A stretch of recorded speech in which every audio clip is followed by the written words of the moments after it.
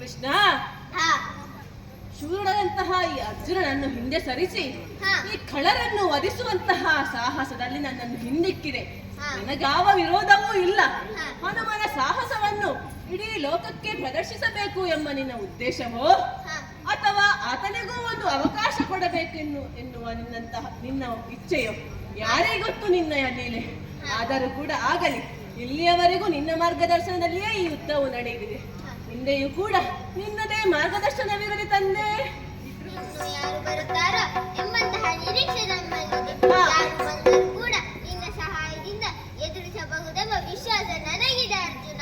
ನಮ್ಮಲ್ಲಿಗೆ ಜಾಂಬವತಿ ಕಲ್ಯಾಣ ಹಾಗೂ ಕರಟಕಾಸುರವಧಿ ಎಂಬಂತಹ ಕಥೆಯನ್ನು ಯಾರು ಆಡುತ್ತಾರೋ, ಆಡುವುದಕ್ಕೆ ಅನುವು ಮಾಡಿಕೊಡುತ್ತಾರೋ ಅಂತವರಿಗೆ ನಾವು ಸದಾ ನಂಬಿಕೊಂಡು ಬರುವಂತಹ ಅಡೂರು ಶ್ರೀ ಮಹಾಲಿಂಗೇಶ್ವರ ದೇವರು ಹಾಗೂ ಸ್ಥಳದಲ್ಲಿ ನೆಲೆಯಾಗಿರುವ ಅಯ್ಯಪ್ಪ ಸ್ವಾಮಿಯು ಹಾಗೂ ಸ್ಥಳದ ದೇವರುಗಳು ಆಯುಷ್ಯ ಆರೋಗ್ಯ ಭಾಗ್ಯವದಿಟ್ಟು ಅನುಗ್ರಹಿಸಲಿ ಎಂಬುದಾಗಿ ದೇವರಲ್ಲಿ ಪ್ರಾರ್ಥಿಸುತ್ತಾ ಈ ಕಥೆಗೆ ಮಂಗಲವನ್ನು ಹಾಡುವುದಕ್ಕೆ ಸಭೀಕರರಿಂದ ಅಪ್ಪಣೆಯನ್ನು ಪಡೆಯುತ್ತಾ ಇದ್ದೇನೆ.